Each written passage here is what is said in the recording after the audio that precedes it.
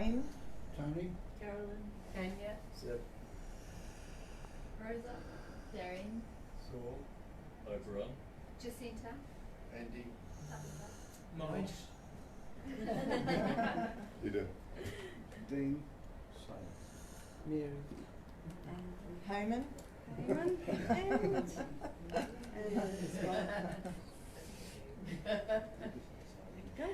good, you're already it's too late. You're on top. Thank you.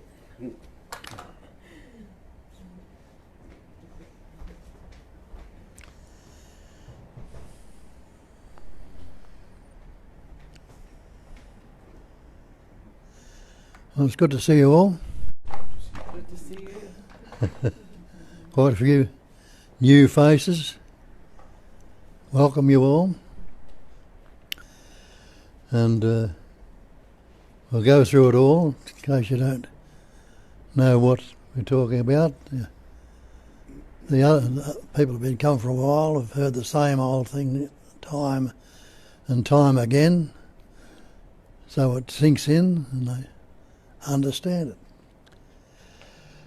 What we talk about, they call it Advaita in the Hindu religion, and Advaita means non-duality. And they try to describe non-duality by saying it's one without a second, not two, only that. So I can't teach you anything, and I can't tell you anything. All I can do is point toward and ask you to look to where we're pointing to see for yourself. Because if it's in the, what we say non-dual, there's only the one essence that's patterning, shaping, forming, expressing and experiencing as everything.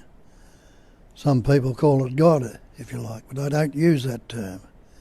Because if you look in all the great traditions, they all have different concepts or ideas about this so-called God. I use the term intelligence energy, and that's just another label. And when I'm talking about intelligence, I'm not talking about your intellects.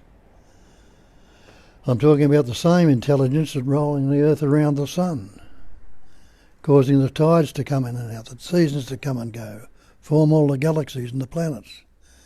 It's that same intelligence that's breathing you right now, beating your heart, growing your hair in your fingernails, digesting your food. And they tell you in the scriptures that the great mantra is I am that. So you are already that. I break it down as Sat Chit Ananda, existence, consciousness, bliss, or loving to be. And the other two factors, Nama Rupa, name and form. Anyone who is not existing right now, you say, no, I'm existing. Anyone who is not conscious or unaware, no, I'm not unaware, I'm conscious.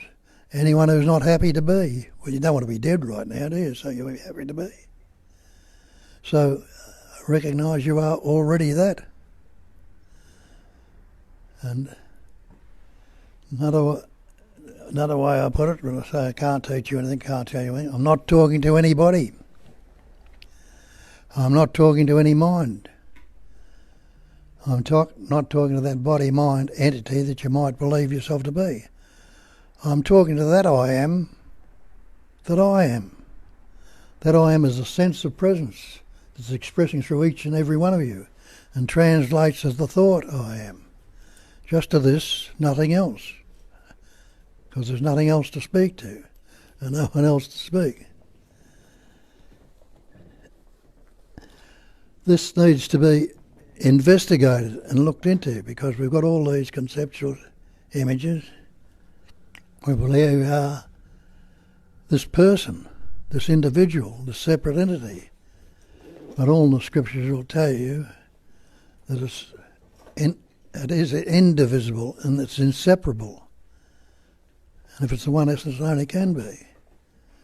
Or it's all interconnected. So are you this body? Are you this mind? And you say, my body, my mind. Don't you say my house, my car, my coat. You know damn well you're not the house, the coat or the car. Maybe you're not the body either. And when you investigate it, have a look, what's this body made up of? You realise this body's made up of elements: air, earth, fire, water, space. Just like the elements around you. If you think you're separate, take your air out of that body. See how long you'd last without that. Take the fire, the body temperature. Take the water, your body's 60% water. Get out of space if you can. Get off the earth. So when you investigate, you'll see that you're not separate from these elements. All these elements can be broken down into subatomic particles, into pure energy. So all these bodies are vibrating patterns of energy, suffused with that innate intelligence, energy, or knowing.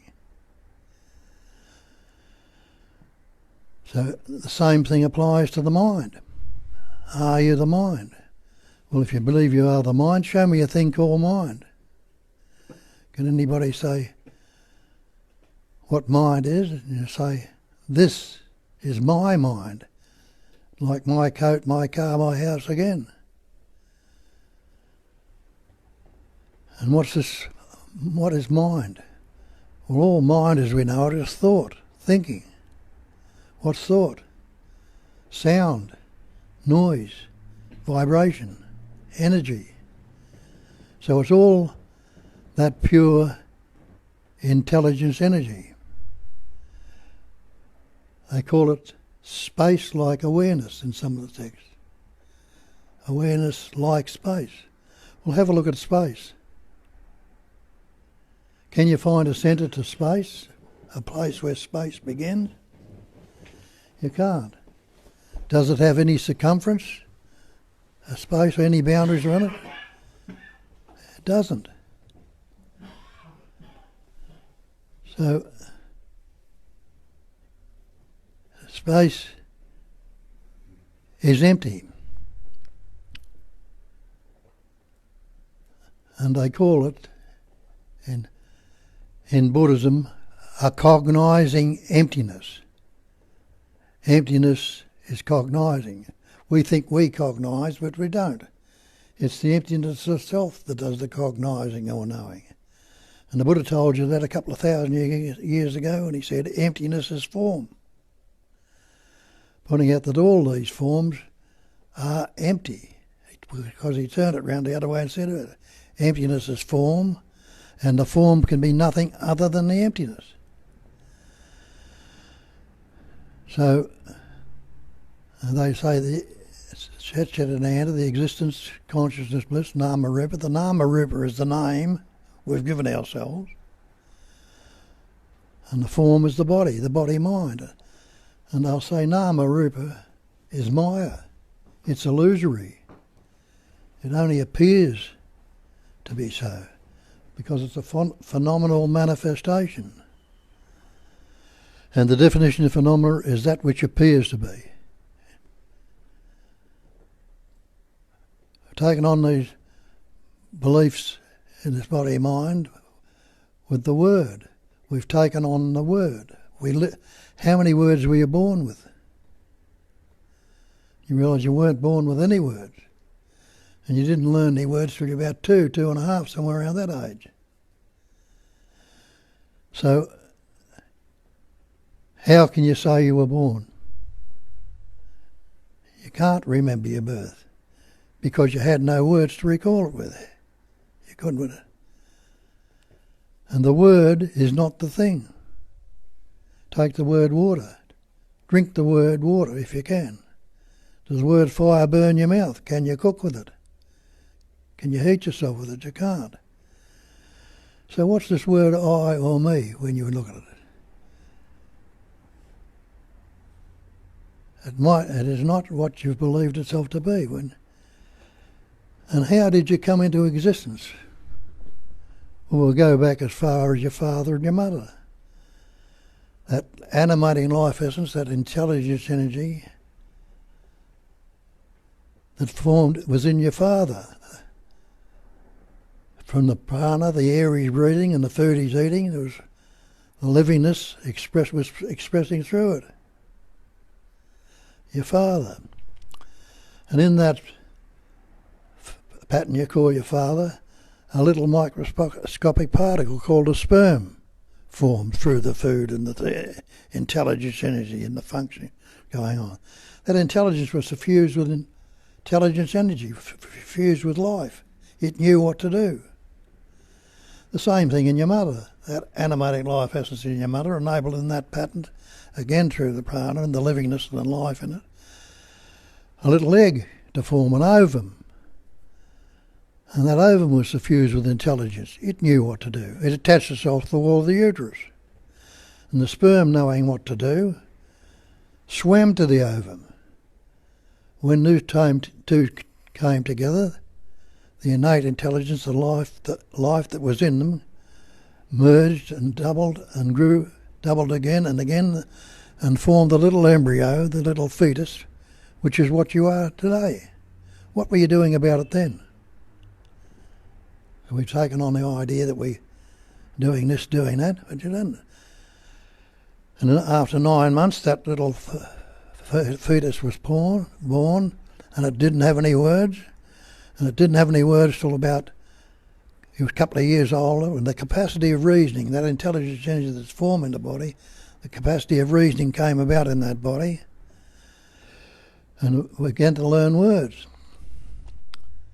Parents fussing around and saying, your little Johnny, or your little Billy, or your little Jean, or whatever your name might be. And you learnt other words or labels, learnt the word I, and the beingness, the amness expressed it. So I am little Johnny. And that's what we believed. And that became the person. And where does that word person come from? Come from the ancient Latin language, persona, the mask. And we've believed in this, and we've taken on this idea of the persona, the person, where we think we are these persons. A mask, a conceptual image. It's not our reality. And we're living from that false point of view for all our lives, and that's where all the fear, the anxiety, the stress, the guilt, the shame and the remorse come about, and because we've separated ourselves. If you're not separated, what are you? You are the absolute, or what they call in Buddhism the great perfection. What can you add to the perfect? Nothing. What can you take away from it? Nothing. It wouldn't be perfect. The same with the absolute. What can you add to it or take away from it? Nothing. But we've taken on this idea we are this persona, this conceptual image. And in that sense of separation comes about with us. When the separation is there, you don't feel complete because you're not sure of yourself. When people learnt the word, the little child learns the words I or me, and the capacity of reasoning developed, and he looked out there and he said, that doesn't fit like little Johnny, that's not I or not me. So when that came about, he felt separate from it. And with that sense of separation came insecurity and vulnerability. And that's when our search started. Because of that sense of insecurity, we think we've got to become complete or whole, not realising that it's already so. And that's why it doesn't happen. We're seeking for years and years and years, and you go on seeking, and you never recognise the truth because you're looking for concepts, you're looking for the answer in the mind. And you'll never find the answer in the mind. And the scriptures tell you that also. So they call it the peace that passes all understanding.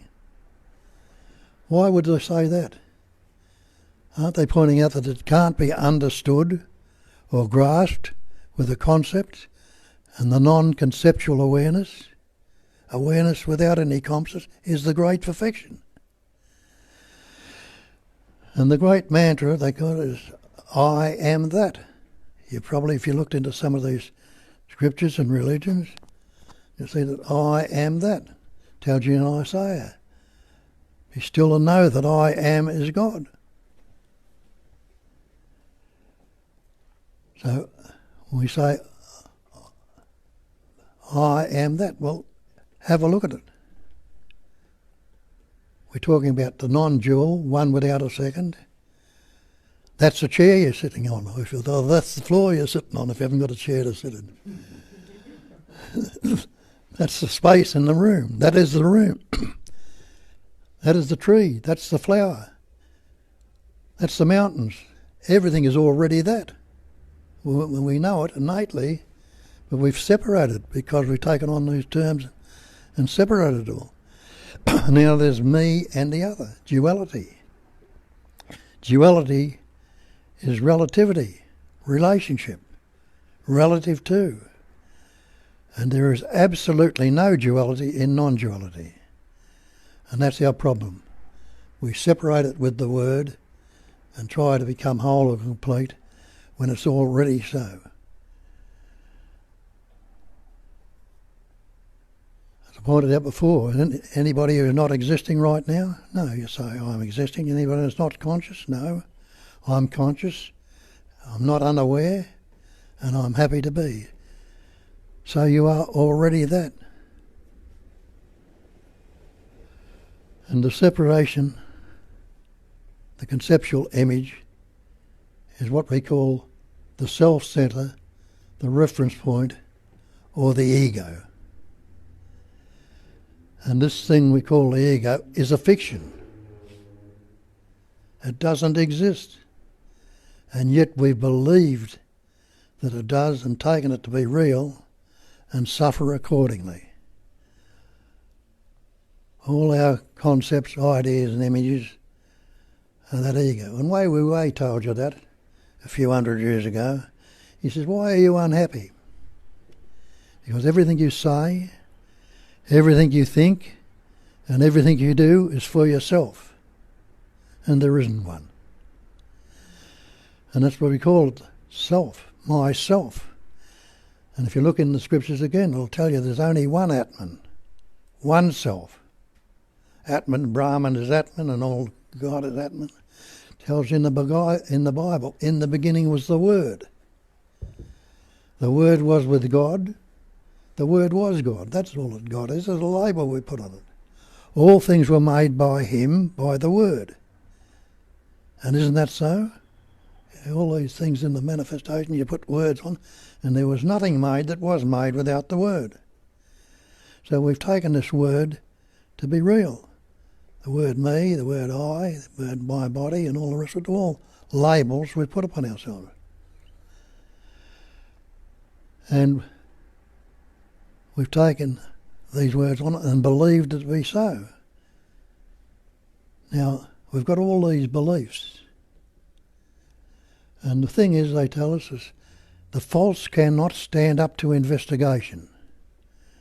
If you question your reality, question all these things, look into them, and if it's false, it'll fall apart. And you know that too, because you've invested so many things that have fallen apart when you looked into them. If you go down to the ocean, I say, get me a bucket of blue water out of the sea. What do you say? Don't be an idiot. You know the sea's not blue, yet it appears to be blue. The sky appears to be blue. Go up 30,000 feet or more in the plane. Where's the blueness? Is it coming in the windows? Is it in the plane itself, or is it further out? The water in a mirage, a rainbow. Have a look at the side, go outside on the misty day, and there's a beautiful colour in the coloured rainbow in the sky. Go up and have a look at them. Those colours are not there. It's just the sun shining through the mist, remisting on the clouds above, and forms all these colours. The snake and the rope. The child of a barren woman, the different ways they pointed out to you in the scriptures, that the word is not the thing. The word, and all these beliefs we have about these things. You believe you are this person, and have a look, see how it works.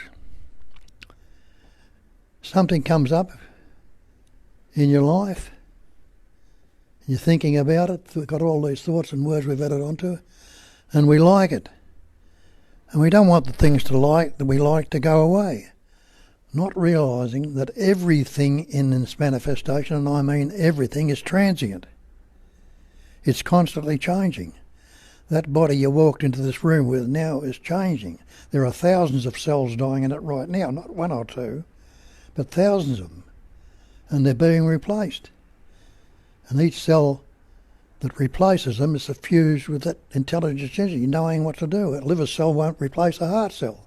The skin cell won't replace a brain cell. The cells, the intelligence and life in everything. So it's all that one life or one essence. Essence is patterning, shaping, forming is everything. As Christ told you, I am the way, I am the truth, I am the life. People thought he was talking about himself. He wasn't. He's talking about that sense of presence that expresses through the life, through the body, the mind, as the thought I am. That is the life of you, not the body. And it needs a pattern to express through, because in its absoluteness, how can it express? So it breaks down and forms different patterns, shapes and forms to express itself through. But it's still that one life. Take the life out of that body, you've got a corpse. Now before it breaks down, burns or buries or whatever they do to it, it's still got its eyes, still got the ears, still got the heart, lungs, all the organs, all the kidneys, everything's still there. But there's no animating life, essence or intelligence energy vibrating through it. So, just like your computer. You've got a computer with all that amazing information to it. What good is it to you if the power's not turned on? So it's the power that's expressing, shaping, forming and expressing through that body now, or the godliness, or whatever label you like to put on it, is expressing through it. And that is what you are. Expressing through the mind is the primary thought I am. And Nisargadatta will tell you to stay with the I amness. He's not telling you to stay with the thought. He's staying with that, what that I am represents, staying with that sense of presence. That sense of presence is knowing what you are right now. You call yourself a human being. If you believe in God, you'll call God the Supreme Being. Take away that label human. Take away that label supreme. Try and separate the beingness if you can. Can you say you are not? You can shout it as loud as you like, but if you're saying it, you've got to realise there's something there that's enabling it to be said.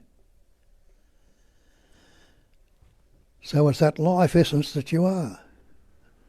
And as Christ says, I am the way, I am the truth, I am the life, so can you say it. Recognise it and know it for certain. But we're locked into this belief. Something comes up and you like it. And we don't want the good things to go, not realising that everything is transient. No matter how much you love them, no matter how much you want to keep them there, they're going to change. And they're constantly transient, they're constantly changing all the time. We don't want it to go. We don't want to lose somebody we love or things like that. We don't want it to go, so what do? Trying to keep it there, we resist it. And what's resistance? Resistance is conflict. You're struggling with it, trying to keep it there. So we struggle with it and trying to keep it there. No matter how much we try, it doesn't happen. Conflict makes you uneasy, makes you fearful, anxious, depressed, guilty, shameful, remorseful. All our psychological problems come about from that resistance that's going on. And that makes us uneasy. Another word for uneasiness is disease. Resistance, conflict and disease. Something comes up that you don't like. Oh, I shouldn't be thinking that. That's terrible. That's sinful. That's unhappiness. I don't want to think. I want to get rid of it. What do? We resist it. Conflict and disease again. So you see that all this psychological comes up in us because of this conflict and the resistance that's going on with it. It's only me that can be fearful. Only me that can be unhappy. Only me that can be guilty, shameful, remorseful, depressed. Me is the cause. of my anxiety, my fear, my depression, my guilt. And the effects are the fear, the anger, the depression, the guilt. They're the effects of the cause. Isn't that what so-called karma is? Cause and effect. What happens if I ask myself the simple question, can there be an effect if it's not related to a cause? Well, work that one out for yourself. Have a look at it. You realise there can't be an effect if it's not related to a cause. So I got rid of all my karma straight away. All the fear, the anxiety and stress. If I am the absolute, nothing can be added to the absolute. Nothing can be taken away. What can be superior to me? What can be inferior to you? And what would I want of the other persons if I am the absolute?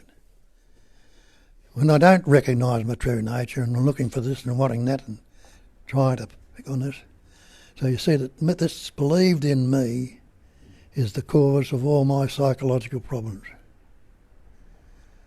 Without that cause, I use the analogy of the clouds and the sun. Go outside on a cloudy day, would you say the sun's not in the sky? You can't see the sun. But no, you've investigated. You know that the sun never leaves the sky. But investigate a little bit further and ask what forms the clouds. And you realise the sun itself forms the clouds. You know, the sun in its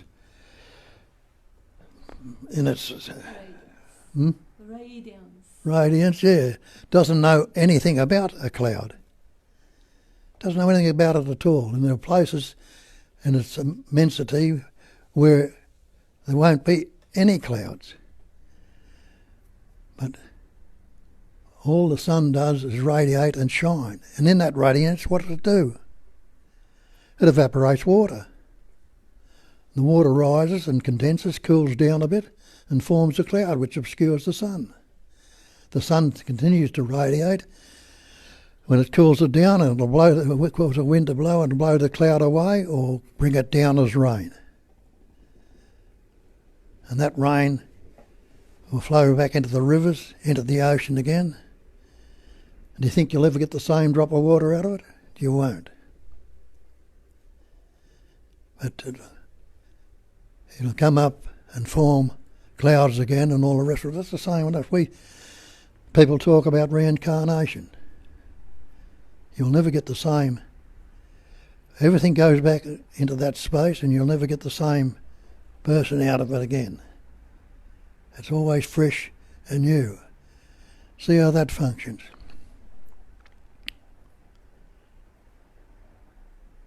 You've got this idea that you are this separate entity, this person.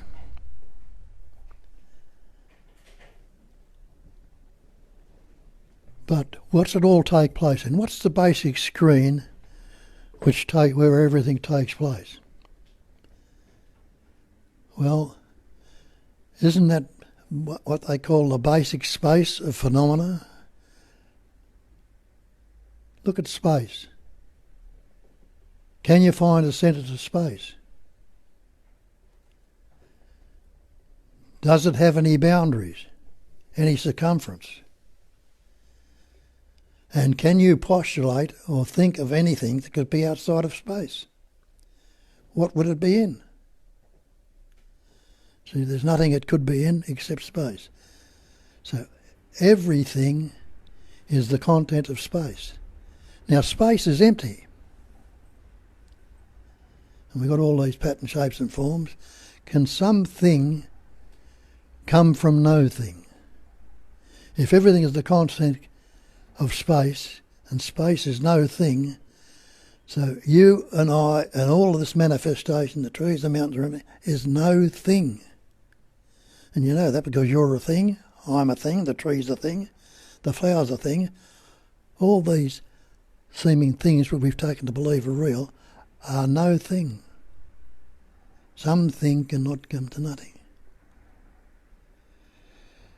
So you are already and only and ever the absolute. When you break yourselves down into these separate entities, which we're continually doing, Look at all the wars, the problems and the things go on in this manifestation because of that sense of separation.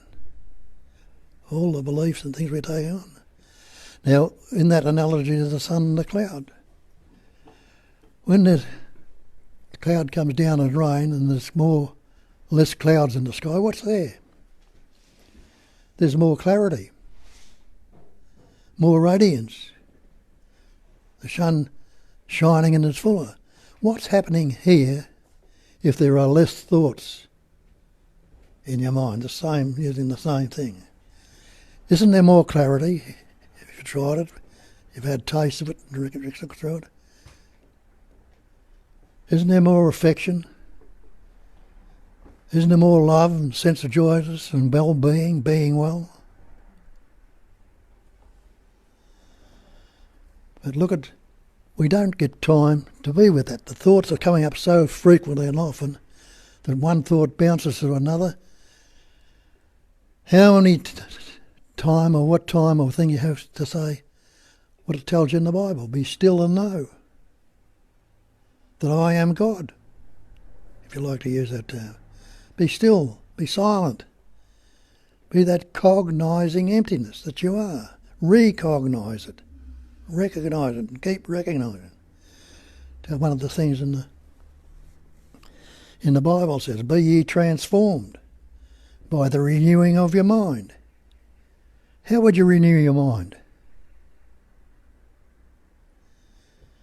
Wouldn't you need to keep reminding yourself that you're not what you believe yourself to be? In that reminding, know the truth. And that's the other scriptural thing. Know the truth will set you free. What are you free from? Free from all these beliefs we've taken on board. That's what we point to here and ask you to look along those lines. And some of you have. Some of the ones that have looked along those lines have got a good understanding, the same as I, and they might be able to put it in different words where it might be easier for some of you to believe if you can't do that. But a belief is not the actual. Understand that. The definition of belief is an unquestioned acceptance of something in the absence of reason. Means we haven't reasoned it out. We've taken it for granted. Acceptance of an alleged fact without positive knowledge or proof. When you put your beliefs to that test and see if they stand up to it, some of them will, which are the actual, and some of them won't. But then to recognise the ones that won't, we've been believing in and suffering accordingly, you'll be free of that belief. Anyway, that's what I'm pointing out. And as I say, others have had taste of it.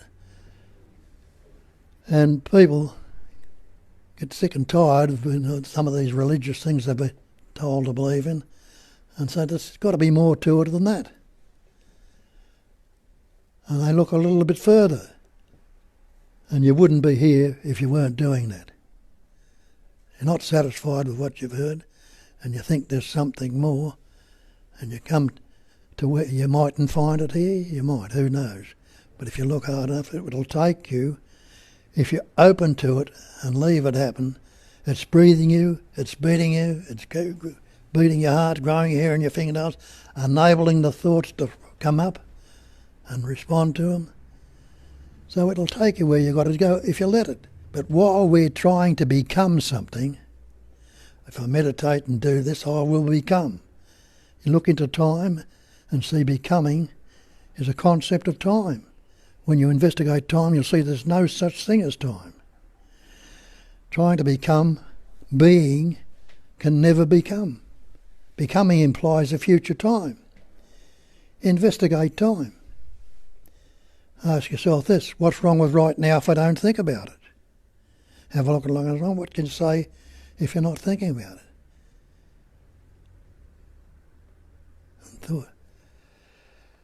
And you'll say, I was in the past. I'll say to you, try and live a moment ago. Try and live yesterday. Try and live tomorrow. You can't live yesterday, you can recall it.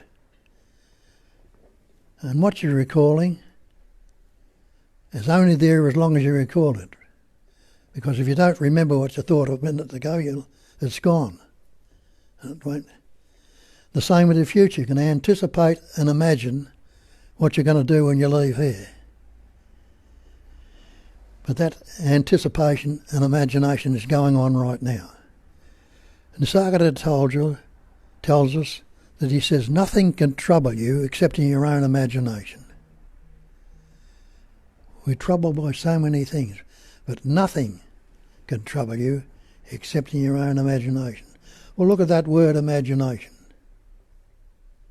Break it down to imagine, or break it down further to imagine. Imagine. Realise that's all we're doing. We're creating these mental or conceptual images and believing in them. And that's what's troubling us. So the thing is to recognise that and know the truth. Well, Kat, you can take it on from... If you've got any questions, don't hesitate to ask them. Because... One, not investigating, you're not going to do anything about them.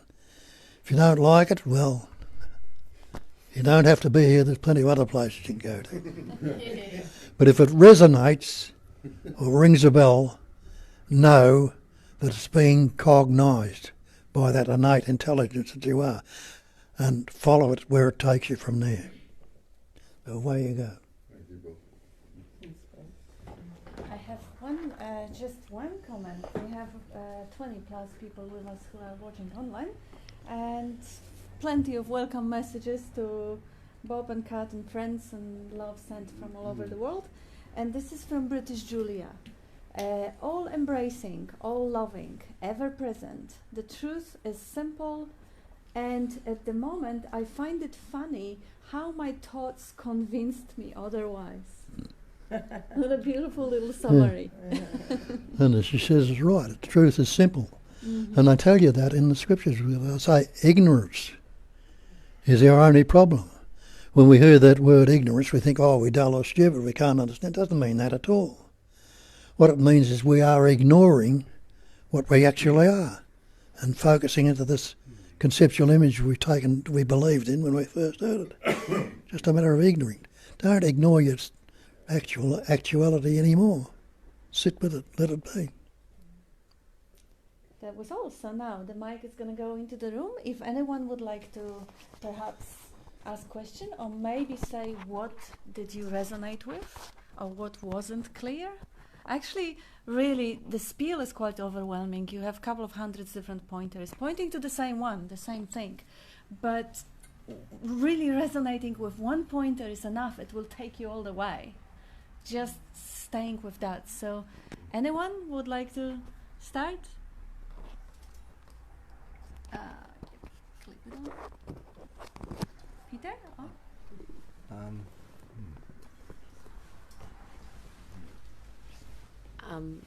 I think the thing that landed the most for me today was the...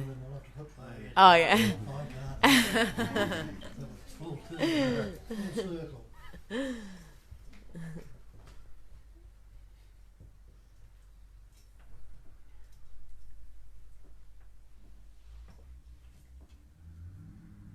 And thank you guys for, I'm taking life in you for self-organizing and sitting issues, because we have quite a few places, seats there, and there are pillows behind in the corner, but it is just brilliant. Yeah. So it's kind of, everyone who needed a seat gets one.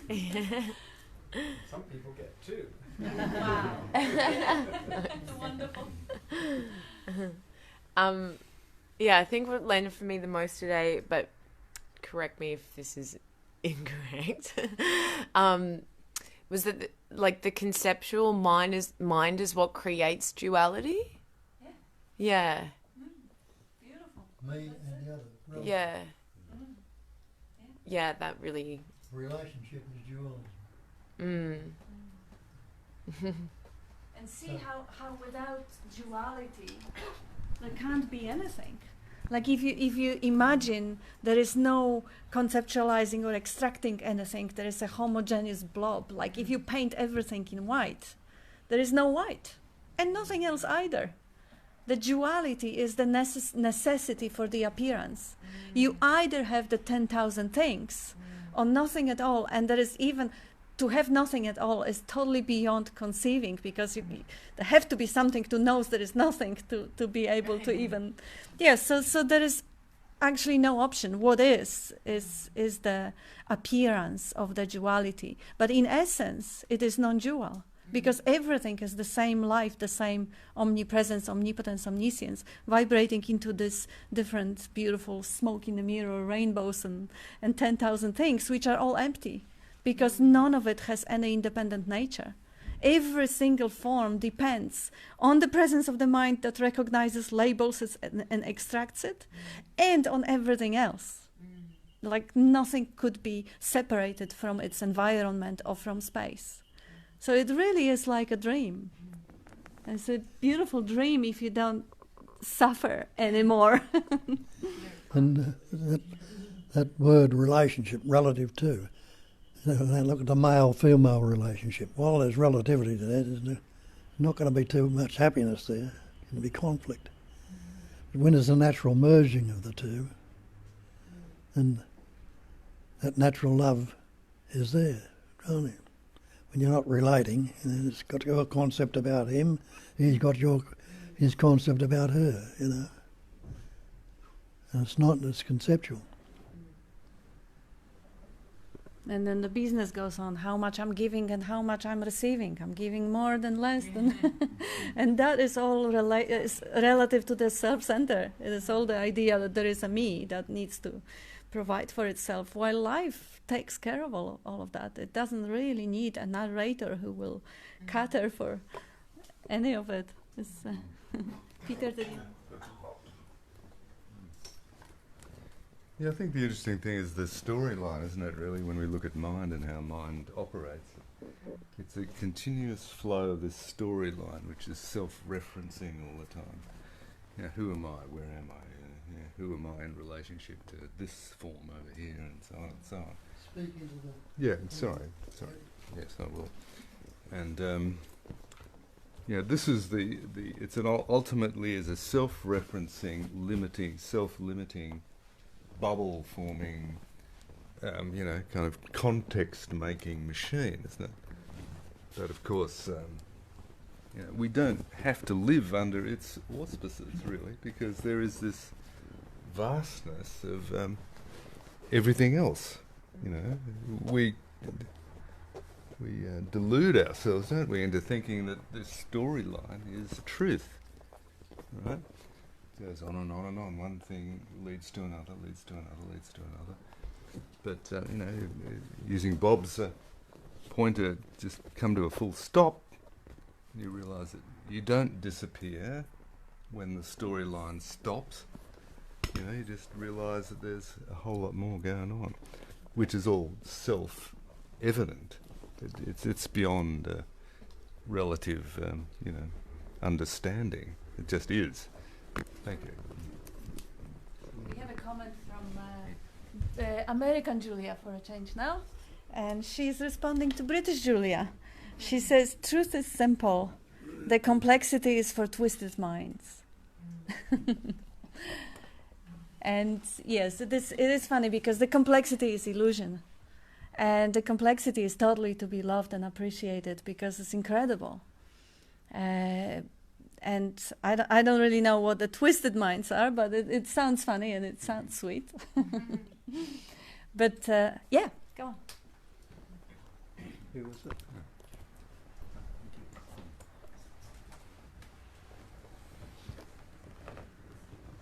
Hello everyone. Again, my name is Maud. I had my really strong realization a year ago, and I've been just getting... It's been a journey where... It's a journey to nowhere, and just deepening that understanding and living as that awareness, that open, spacious, the only self that there is. And it's been such a beautiful journey, and I'm so grateful that I'm finally getting to meet Bob and such amazing people over here who have gathered to celebrate this amazing truth, the one and only truth there is. And I had a question about gratitude. So before my realization, I was big on gratitude because self-improvement. In self-improvement circles, gratitude was a big thing, and I used to say at least 100 things that I'm grateful for. And since my realization, this understanding that there is no person here and there is no outside world, I have absolutely no proof that there is an outside world. The only knowledge of the outside world that I have right now is seeing, hearing, touching, smelling, and basically it's perception and sensations. So all there is to sensation is sensing, and all there is to sensing is the knowing of it. And I'm that knowing, the one that I call I. And all there is to perception is perceiving. And again, all there is to perceiving is the knowing of it. And I am that knowing again. And the third thing in my experience is the thought, the mind. And mind is a series of thoughts. And all there is to thought is the process of thinking. And all there is to thinking, again, is the knowing of it. And everything just comes back to the knowing. And again, it's not a knowing of anything. It's just knowing. There is no knower and there is no perceiver. And it just blew my mind. And for so long, I've been trying to live as a belief. When I first heard about Bob in The Greatest Secret by Rhonda Byrne, it's an amazing book. I highly recommend. That's how my non-duality journey started. And in that book, I sort of acquired a lot of beliefs that I'm this open, spacious, peaceful, undisturbed.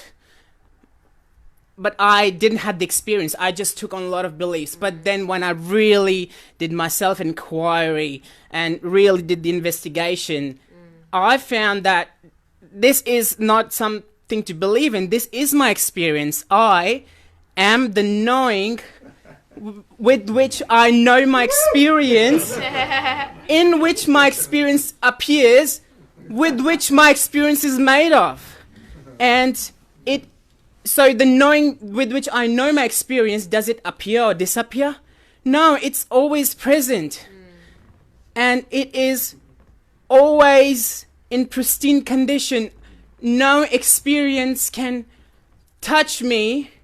No, even the deepest depression is pervaded by this light of awareness. And no experience can touch me, yet I'm intimately one with that experience. It just blows my mind. Right? It's just, it's, yeah, and I don't have to be, okay, I'm peaceful. Yeah. It's hard not to be peaceful. The knowing cannot not be peaceful. The knowing cannot not be disturbed. Has anyone in this room experienced an absence of knowing when the knowing is not there? The knowing is always there. The knowing is in pristine condition always. It doesn't age. It's peaceful. It's undisturbed, and you have access to it all the time. And I have this peace that is flowing through me all the time, all the time in the background, and it just makes me want to cry. It just makes me want to cry all the time, and I'm so grateful to the teachers like you and Francis, Lucille, and Rupert Spira, who have been a great source of this. Life is beautiful. Life is beautiful. Now, coming back to my question about gratitude. So when I realized that there is no outside world, I had this perception of a God up in the sky and me, separate person over here. and I'm just left at the mercy of that God. But when I realize that there is the only self there, the one that I call I, which is the intelligence, which is the God. And now that I'm thankful for something, when I do my gratitude, it's just a funny feeling that I'm saying thank you to myself. And I just wanted to ask you if that's your experience as well. Do you feel that sort of funny feeling when you say that I'm thankful to myself, or I'm thankful to this amazing weather, I'm thankful to be here, yet the love is there, and the feeling of love is always there, and I feel such deep love for everyone over here, but it's kind of a funny feeling that you are saying gratitude to yourself, right? Yeah, so if you could say something about that. I think you're doing okay. Yeah. Well, as I say, you are complete. What can you add to it, take away from it? Nothing. So if the feeling of gratitude is there or not, that's it also.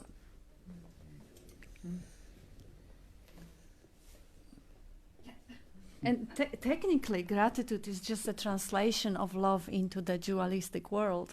And you already kind of answered your own question. Because it stems from love. You don't really have to translate it, I'm grateful to myself in the other form or in the world. No, you just stay with that love, which is the origin of the gratitude. That's my experience. All the gratitude that would usually come as a me versus the world. Oh, I just love my life. Oh, I love the way. Oh gosh, this is me and the world. No, it just comes with that sort of a blissful feeling, like yes. Yes, you can't separate it by saying I am. It just is. Yeah, it's a natural appreciation that doesn't really come as a division of me versus something, which you expressed beautifully anyway. Beautifully. Yeah, you got a full cup. What you need to do now is pour it out. Pass it on. Yeah. And we have a comment here. Rohan, thanks Peter. He says, that hit home is just taken for granted that there is an I to whom all of this story is happening. We never think to look into I until it is pointed out that it is not solid and substantial like we believe it to be. Beautiful. And Kiran says, I know that the only thing keeping me separate, in the brackets, in the quote-unquote, is the idea of separation. I seem to get stuck in this self-loathing loop of blaming myself for feeling separate. So it continues like a massive loop. You want to comment on that, Bob? No? Yeah, just see, Kiran, how that loop is happening within that open field of consciousness or knowing that you already are. See how the mind looping, taking credit, blaming, thinking it should be different. All that activity is happening within that open field of knowing, of being knowing that you are. And you laugh, hopefully, and give us a call. And Julia says, I think to what you were expressing, beautifully stated. And that was American Julia. And British Julia says, gratitude changes perception for the believed in false I, and that's lovely, but what we are has no need to try to be grateful. Yeah, that's a good aspect of it as well. Beautiful. Thank you, Julia. And there is John saying, an old and truly great Bob dudeness. That's John. Bob's dudeness, saying in terms of gratitude. Yeah, they call each other dude for a lifetime. Yes. He would say, give it a wink. Yeah. Which sounds like a duality. Give it a wink. Yeah. Sounds as duality, but try it. It too is non-dual. Give it a wink, which is so lovely. gratefully giving gratitude to it. Get rid of all non-dual carefulness. Give it a wink. That's what I say. Acknowledge that scriptural saying, acknowledge him in all thy ways, he will direct thy path. So say to yourself, I know you're there. Give it a wink. You're there. And it comes up and answers. Yeah. And Advaita police would come and say, oh, no, who is there to give it a wink to who? You know, there's nobody there. Well, shut up, just follow the pointer. It really is about resonating with the heart. The moment we use language, we go into duality, because language is always operating in the pairs of opposites. There's no other way. That's why they say it is inexpressible, it is only pointing. So instead of looking at the finger, see where it's pointing, because it is an innate wisdom that everyone was born with. Is there, like, you know, you had your realization, the first thing you realize, oh shit, it has always been there. It's always been absolutely there. It was always been there. Yeah, wait, Bob. Love you, dude. Yes.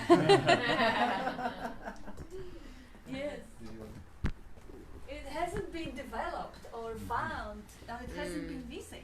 Yeah, it was never missing, and it was so close to you, closer than your breath. And when I first realized that, the world fell off my shoulders. That why didn't anyone tell me that?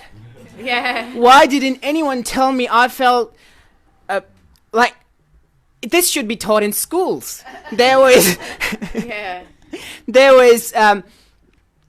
this absolutely that feeling of the world is falling off my shoulders, that I don't have to do anything. It was always been like that. It was the knowing with which I know my experience has always been peaceful. Yet it's like the metaphor of the sky. The blue sky is always there, even if the weather's changing in Melbourne.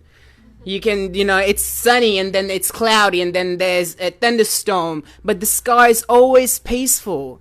It doesn't matter. Even if a bird flies past, you can say that it's a thought. The sky doesn't mind. The sky is always there. And when you realize that nothing can harm you, nothing can touch you, yet you are intimately one with that experience, you feel this love for everything, and you feel this, you don't need any sense of security. You feel unconditional love for everything, because everything that I see, everyone here, is me. And that for a long time, I didn't understand that. How come this, I just don't get that. How come this bag or this water bottle is me? And then I found out that all I know of this bottle is the sensation and seeing. So all there is to the sensation is the process of sensing. And all there is to sensing is the knowing of it. And that knowing is what I am, the one that I call I am, that I always call that. All my life I said that I am aware of this. I'm aware of the sensation at the soles of my feet. I'm aware of this light. I'm aware of this room. So it's just amazing, and that sense of peace is pervaded in all experience, in every area of your life. And strangely and magically, the world reflects that. It magically confirms that you are this space-like awareness in which all your experience appears. Isn't that? Yeah. Yeah. Home you never left. Yes. Well, what's really clear to me is so beautiful is that the spaciousness of this awareness has dropped into your heart, where it's no longer a process of cognitive division and understanding and putting this in categories. It just is one whole beautiful thing. And thank you so much for showing up. Yeah. And before this, I used to try to meditate, which was really important. It created, but it's not. I found out that it's not necessary. The self that you are is it's, what do you call it? It's always meditating. It's always meditating. What? No one to meditate, nothing to meditate. Yeah, no one to meditate. Spontaneous meditation is going on all the time. You had this saying, Bob, undistracted non-meditation. Yeah. Go on, say it. Because that's what they call it, undistracted non-meditation, not distracted from any other thing. Nothing to meditate on. No one to meditate. And before this, I used to sit down and used to try to control my thought. Okay, I'll not think anything. I'll keep my mind blank. And then when a thought appears, and I used to, go with that thought train. And then I used to come back and I used to judge myself. Oh, this is not how you do meditation. And now when you realize that, you just let the thoughts flow. Because again, those thoughts are you as well. There's no judgment. You just let them flow and they just dissolve in the awareness that you are. As Hale likes to say, Hale Dawson likes to say, awareness is the universal solvent. It dissolves everything. Yeah. You want to comment, Bob? I had something I've forgotten. Oh, did you? Oh.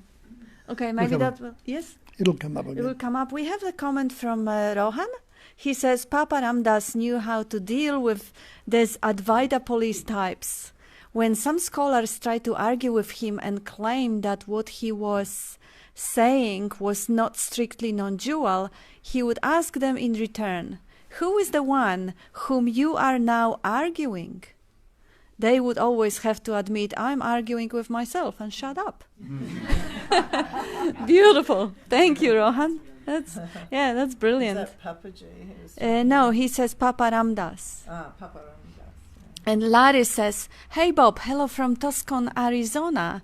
It's good to see you healthy and hale and filled with fire. Thanks to Kat and everyone in participation. Thank you, Larry. And John says again, a couple of habit patterns. The dude train ends up gaining momentum and it does you itself. The other, our default is also just a momentum. Hanging out in the presence of I am just alters where you are focusing. Don't make hierarchies. No turning the new God of I am into the old God. Yes. Beautiful, right. beautiful, Awesome. dude. And now Julia, British Julia says, I didn't catch the name of the happy, lovely guy on the floor, but so much love for the message. What's your name? Maud. So yes, British Julia showering you with love.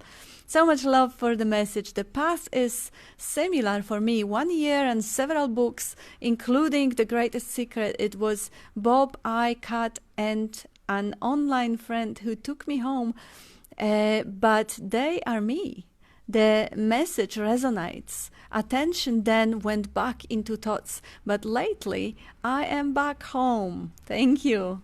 And thank you, Julia, for sharing it. And thank you, everyone who shared their understanding or their glimpses, because it really demonstrates to everyone how simple, basic, and obvious and accessible for all of you it is. The seeking doesn't really have to take lifetime. It is basically just looking what's looking and see there's nothing there, and see is just knowing, just looking, just being. So yes, please, if anyone else would like to just share your understanding or your questions, just to even really bring that energy and amplify that energy to show that obviousness. How simple, how easy, how here now, how there is really nothing, as you beautifully pointed, nothing to meditate on and nothing to achieve in future, because there is no one who could possibly achieve any idea, because what liberation, enlightenment, freedom, all those words, what do they mean? Everyone may have image in their head of what they mean, and they're not it. They're not an image. Like Bob said, it can't be grasped with the mind, because mind is only a vibration. happening in that field of stillness, in that sky-like awareness. So quit trying to grasp it with the vibration, to get from noise to the silence, using the word and narration to get beyond the words. That's impossible. That's ridiculous.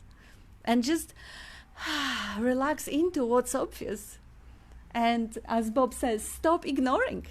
Is ignoring that miracle of being. Because on one hand it is obvious, and for the mind it is nothing. It is boring, it's nothing there, being. But it is a miracle. It is a source of all that incredible dream. So it really is to be fully acknowledged, appreciated, and loved, and send a wink. So, even though you say it's so easy, but yet, me, myself, and probably a lot of others, we're still stuck in the mud. Yes. Correct? Yeah. Right. So. For the mind, it's not easy. For the mind, it is impossible. Impossible. I mean, I've been, in this there for a long time, and I still see no light at the end of the tunnel. But you know that you are. I know that, but and you I don't think. I only know it here. Yeah. But it's not the same. I know, but do you know in your heart? When you stop thinking, do you still know that you are? I don't know if I've got a heart to know. But when you pause thinking, when you stop thinking for a moment, just for a second, you still exist. Of course. Yes, yeah. But you say, I know, but that's not important, right? The fact that you exist is bullshit. It's not that big deal. It is a big deal. It is the greatest news. It is the greatest secret. Look, my wife is pumping this into me all the time, every day, and I still can't seem to see the light. Because he always sees there's something to get. Yes. There's nothing to get. Go on, Mary. Yes. I don't want to say too much. I don't like talking in public. It's not me. There's nothing to get. You are that. And everything is an appearance. There's nothing you can do or not do because everything happens. Right? Yeah, you can search if the search appears. And you're not search if the search appears the same way. It's all appearances. So it's there for us. The mind is to create us to believe that this is reality. In actual fact, it's not. It's an illusion. And I'll get nervous, guys. I don't like talking in public. No. Yeah, that's beautiful. No. So it's just a matter of patience, and if it's meant to happen, we'll take you there. Now, even when you're there, I don't mean to disrespect to anyone. There's nothing to brag or anything because at the end of the day, you come back where you were, what you are. Yeah. There's nothing else there. So it's, and I understand when you first wake up, and I understand where you're coming from. We get excited because all of a sudden now we found out who we are, and the excitement, you feel like, I'm gifted, I'm happy, I'm this and that. But with time, awareness always shows up in different ways, and you find you settle in. You become, I am like that. I don't have classes and I don't teach. I am where I'm at. For my husband, I talk to him all the time. I say things like that, and for my kids, I do too. But then you just realise that that's what life is.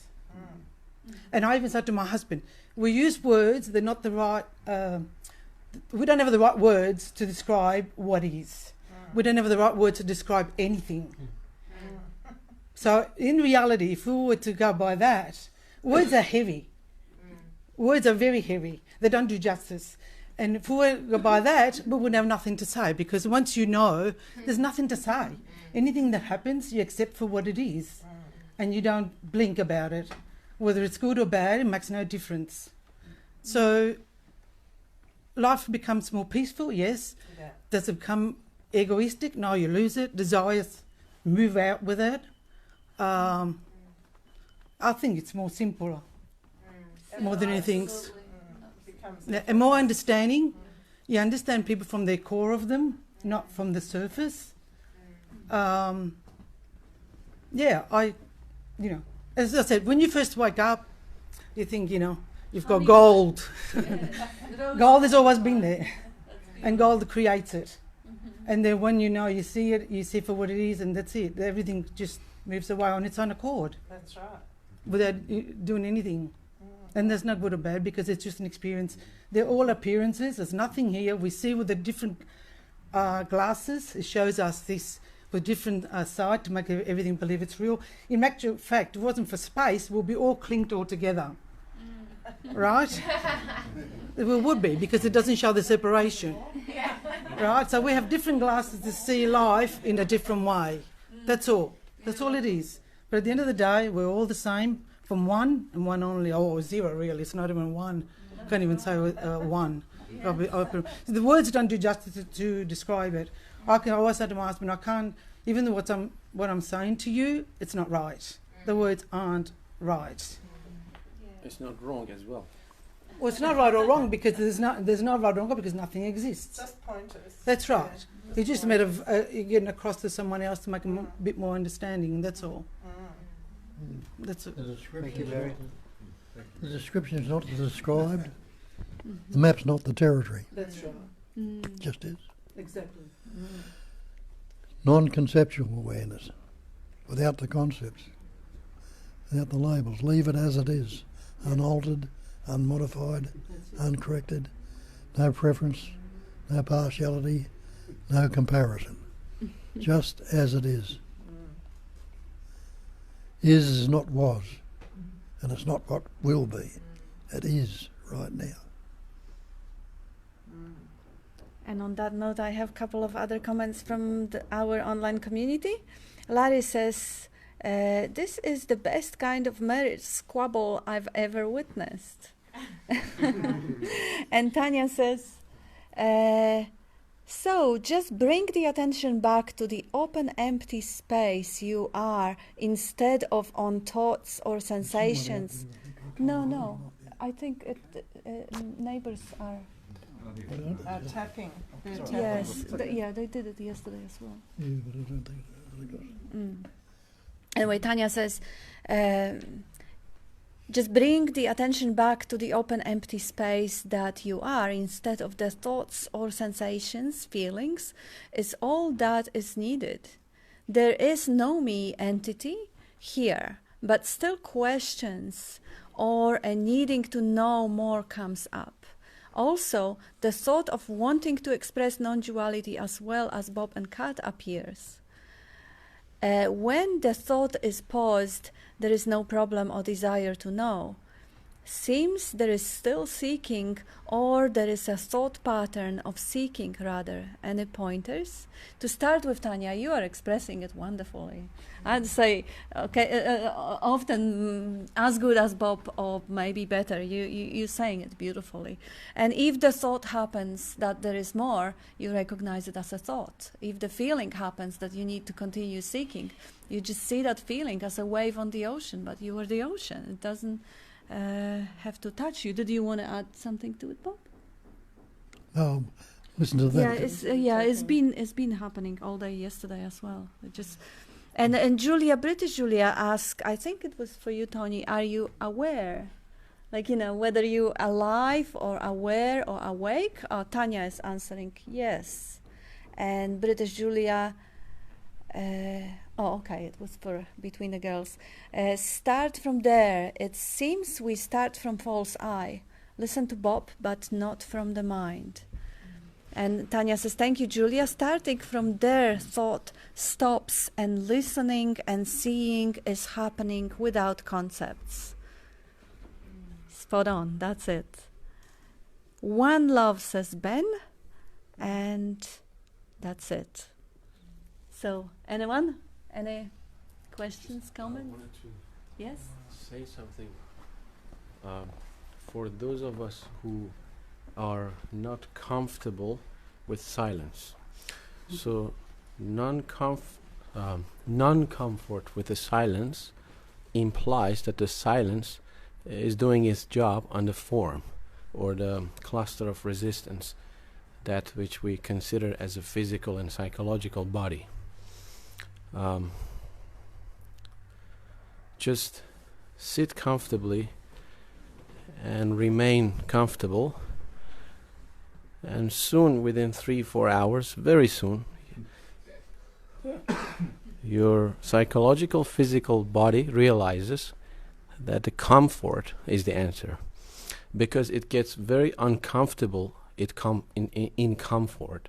Comfort is very disturbing and intense for discomfort that we used to, which is physical and psychological body. So things get worse before they get better, which means sometimes you feel bigger than your physical body as a psychological body. Your mind quickly call it ego. This is my ego. And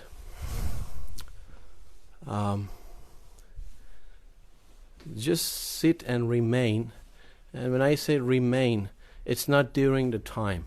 When you sit there, you remain there, and that's all is necessary to be done, doing nothing, which is sitting comfortably. The more comfortable you sit, the longer in perception of time you sit, the deeper you get into yourself. It's already over, man. And It's done. And for this moment, it's done. The next moment, mind says, okay, stand up and do something. And while you stand up and doing something, it deceives you, and for the rest of the day, you do everything other than sitting and living your life aligned with life, which is sitting and being comfortable.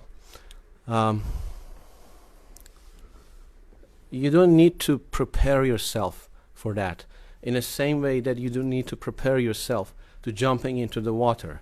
If you jump into the water, you're going to get drenched.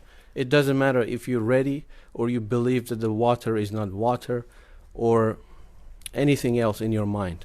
You don't need to prepare yourself for that. Just sit comfortably. It's doing its job all the time, 24/7, 365. There is no possibility for form and psychological and physical body to prevent the silence, to purify the psychological and physical body. When you sit comfortably, that's enough. That's enough. Thank you, Thank Herman. you. Thank you. I have Gilbert, I think, has an answer for this, and Sebastian agreed.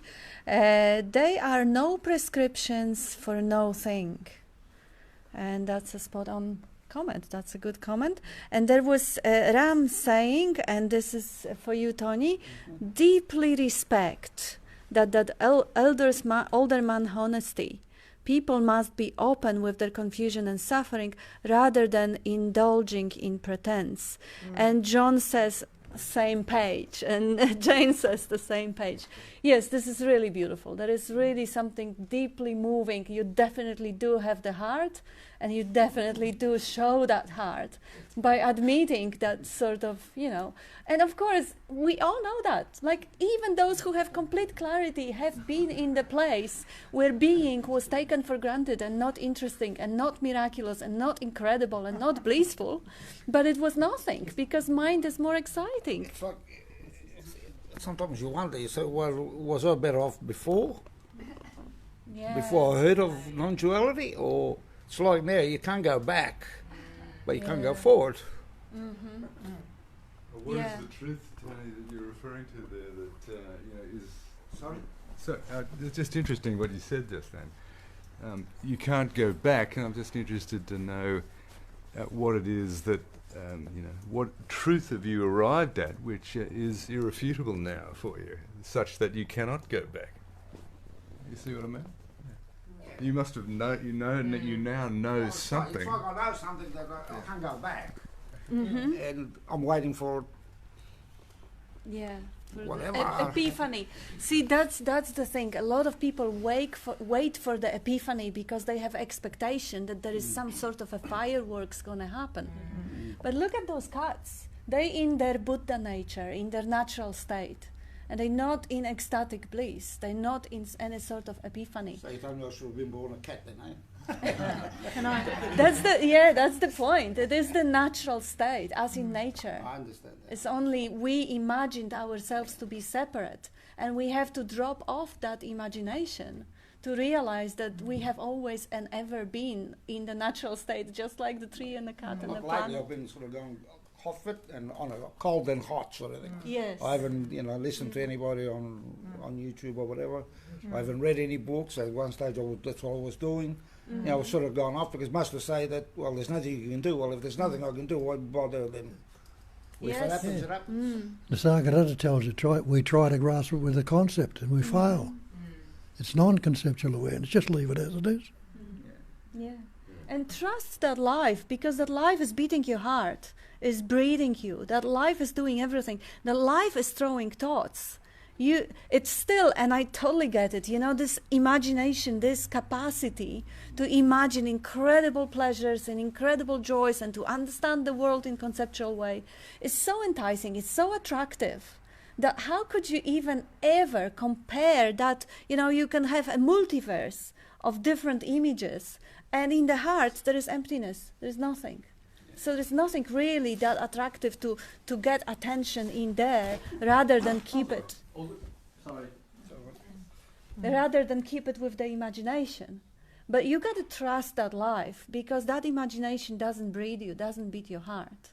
So it really is stepping down from that cloud of attraction, from that entertainment, like a super hyper entertainment device. Can I say something? Yeah. I just want to ask you, who is it that's stuck? Who is it that can't go back? Well, sometimes I think it's Tony, but I know there is okay, no Tony. so I know both sides of the story, but yeah, but there's still a story. Well, yes. Yeah, see, that's the thing, and the story's all relative to Tony. And as you said correctly, Tony doesn't exist. So that narration is still, Yeah, but when I say Tony doesn't exist, it's only because it's not really a knowing. It's more of information. You understand? Yeah. So you're more attracted to. Sorry. That's all right. It's more of what I've heard or what information, but it's not really an experiential knowing. Yeah. Like the gentleman down the bottom there. Yeah. He's speaking from experience. Yeah, I understand. Whereas mine, I'm speaking from what I've heard, what I've seen, or whatever. It's different. Yeah, that's right. Yeah, I know what you mean. But you're still sucked into the Tony story, aren't you? And it's great that you're so honest that you say that. That's all there is. It's fantastic. But if you take the focus from the story, it's that old. I just kept thinking of that old analogy of the railway station and the trains coming in and out. The railway station is always constant. It's not going to move. It's solid. And that's the presence that you are. And the trains coming in and out are the thoughts, including the thought about you. And so that presence awareness, no matter what's going on in the mind, no matter what you think, no matter what you feel you haven't got, still there. That railway station or that presence is always there, constant, and the trains coming in and out, no matter what they say or no matter what they identify with, they're still just coming in and out. And it's like you can use all different pointers. You can use the clouds in the sky. You can use the water in the bucket. The brilliant pointers that Bob tells us every day. But the bottom line is that thing that Kat said is breathing you at night. That's that presence that you are. Yeah, I understand that. And the rest of it is just a story, no matter what it's about. Or it's, you are the railway station. You are that presence. And the trains coming in and out. Maybe I'm waiting for something which will never happen, you know what I mean? Well, there's someone that's waiting, and that's the image you have about yourself. Right. And that's the Tony. Yeah, and that image that you have about yourself, as Bob has pointed out for many, many years, is never the real. The image is never the real. I'm just never going to see that. And you are actually aware of that pattern of waiting, of that imagined self that is waiting for the epiphany. So there is an awareness of it, there is a knowing of it. So you are that knowing, and within that knowing, sometimes the pattern of waiting is there, and sometimes the pattern of waiting is not there. Okay. But you are always there. Yeah, And I know, looking from the mind, it means nothing. It's so uninteresting. It's so blunt, empty. But you can't deny it. It is the fact that sometimes there is a struggle, sometimes there is a seeking, sometimes there is strong identification, and other times it's not. But you are always there. Yeah, that's The right. being is always there. Mhm. Yeah. And now putting the heart into that which never changes, that being, that truth, falling in love with that truth, really resting the attention in that truth, in that reality, that takes you deeper and deeper, that slowly relaxes that attention from that fantastic entertainment drama playing the imagination, and slowly pulls you in more and more into the true nature of, and it unfolds. Like initially it may be blunt and boring, but it unfolds as an incredible, mind-blowing miracle. But most of the time it's like for the cats. It's nothing, and like Mary says, it's nothing to talk about, nothing to fuss about it. What a big deal. It's nothing. Like Bob and I, we are living here together nearly 7 years. We never talk non-duality. It's nothing to get high on. It's nothing to really... Yeah, it's just life as it is. There is no suffering. There is no desires. There is nothing wrong with anything. But there is also nothing to seek or to have or to... it's just resting in that nothing. Being that sky-like nothing, that empty space. And if there is a strong attraction to the story, you just recognize, there is a strong attraction to the story. There is an engagement with the narrative. And you are that... I love the fact, but my problem is the head, the story, just non-stop. Yeah, it's a habit. You know what I mean? Yeah. And, it's a habit. See if you can actually enjoy that habit, because this is nothing to do with you. It is just something that we've learned as we rehearsed, as we were 3-year-old rehearsing what we're going to say. That's how the narrative kicks in, and we start talking. Some people do a lingo, and they have the narratives in both languages. Some people dream in one language and are awake in another one. It is really just what is happening within the awareness that you are. You always the awareness underneath, and the content. And the moment you can recognize, I'm with the drama, blah, blah, blah again, you just, give yourself a wink. Cool. Yes, so the recognition happened. Every moment. Sort of step back all the time, get out of the mind, yeah. And celebrate the moment of a recognition, because the moment you actually realize you are in the story, at this moment you're free. At this moment you are, at least part of that attention is free. Is liberated from that imaginary story. And the story is always going to go on. It's only when you have a preference to what's going on in the story that causes the resistance or the split. Yeah. And like Bob says, nothing can trouble you but your own imagination. So enjoy the imagination, but it's when Tony wants... It's one part of the mind trying to get another part of the mind. There's no answers in the mind. Yeah, when there is an emotional attachment and a strong charge, strong involvement in that. Unfortunately, I knew a person once, I was in Byron Katie's school, whose son committed a suicide, stole the gun from his father's safe and killed himself because he couldn't get the iPhone. That's how... iPhone. Desires that are, if they are emotionally charged. He was 11-year-old. Oh my God. It's a tragic story, absolutely tragic. It never put her back on her feet. And this is what the, subscribing into that story completely, unconditionally, letting that story to sweep you off, take away, steal all of the attention in it. What a crazy outcomes come from that fanatical belief that I should have this or this should happen. This is where the desire goes ballistic, goes crazy. But when it is recognized, you can, for a moment, you're free, you can laugh. And that moment and that amount of attention, that's free, liberated, resting in. Just celebrate every awakening. Okay. And it's 5 past. I'm just going to include a couple of comments we have from people online, and we're done, and we go for lunch. So Tanya says, thank you, Kat. Yes, expressing is happening perfectly well. Just a thought of judgment was appearing. Brilliant, Tanya. You get it. Yes, she's catching herself instantaneously. The thoughts are appearing in a space, but not necessarily the truth. Thinking is just happening like the heart is beating all by itself. Absolutely. And British Julia says, I agree. My "are you aware" was to him.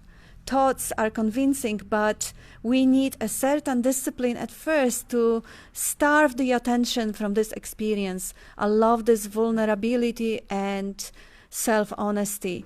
Yes, this discipline, that comes from falling in love with the truth, because then it becomes effortless effort. If deeply in your heart you're really longing for that freedom, that effort of catching yourself in getting caught in the attention will just spontaneously will become effortless.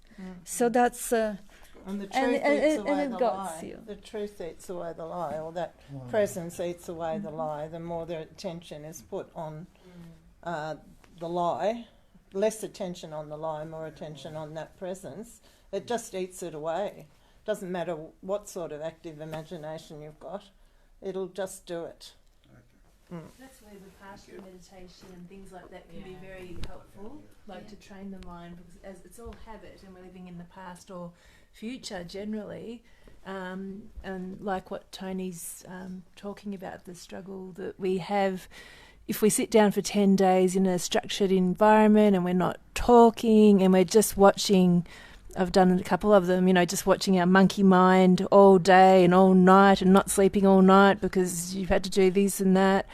You just really get to sit and observe it, like what the gentleman was alluding to over there. Like when we're just in our day-to-day life, it's not very often people get busy or they're at work or doing whatever. It's not very often that you'll sit down and go, okay, I'm just going to sit with this for a whole day or 10 hours or whatever. So, yeah, I've found the Vipassana very helpful in that regard, because you can't really move for 10 days. You're just sitting with the monkey mind and watching, all its dramas and not speaking. So it's very helpful. Did you have something you wanted to say? I was just like to say that I can relate to Tiny. Is that correct? Yeah. And I used to be so attached before realization to the states of mind that I'll be happy when that happens. I'll be happy when this thought goes away. I'll be happy when, just delaying my happiness and just being and justifying that storyline. But then I realized that I know this story. And Tiny, you know this story, right? Am I correct? And has this knowing, can you increase this knowing by any means? Has this knowing, since you were a child, has this knowing increased or decreased? It's always the same. And does this knowing has any desires? No. Does this knowing gets disturbed when you have any negative thought or negative feeling? The knowing is always constant. Knowing is always undisturbed. It's in pristine condition. It cannot be disturbed. It's this open, spacious awareness in which the knowing the knowing of the story is there, in which the seeing is happening, in which the listening is happening, the sensation is happening. So you don't have to be peaceful. You cannot not be peaceful. So when you look at your direct experience, and when I found this, I was just blown away. And I'm again so grateful to all the amazing teachers, Nisargadatta Maharaj, Ramana Maharishi, Bob, Rupert, Francis, Hale, everyone has been, and the medium of YouTube. And I'm so grateful to, again, Rhonda for writing that amazing book through which I got to know about Sailor Bob Adamson. And I am, again, very, very grateful to meet such amazing beings and to be in presence of so much love and compassion. Thank you so much, guys. Thank you, everyone. Thank you. No, I won't. Better not. I have just one last comment from our friend John Dude. You guys, he says, now. Engaging in the story about the story inadvertently feeds the story as well. Life feeds on life. I think a powerful tool and the proper use of denial skip the engagement with whatever you are in the story or not. Let the story about the mind and the stories die. I also think we all are so easily into a story of trying to remove another story, which is also a mirage, responding to a mirage. There is love. It's been here today. Beautiful. Thank you, John. Thank you. Yes. Thank you. Yeah. And thank you, Thanks, everyone. John. Thank you. Thank you, Leif.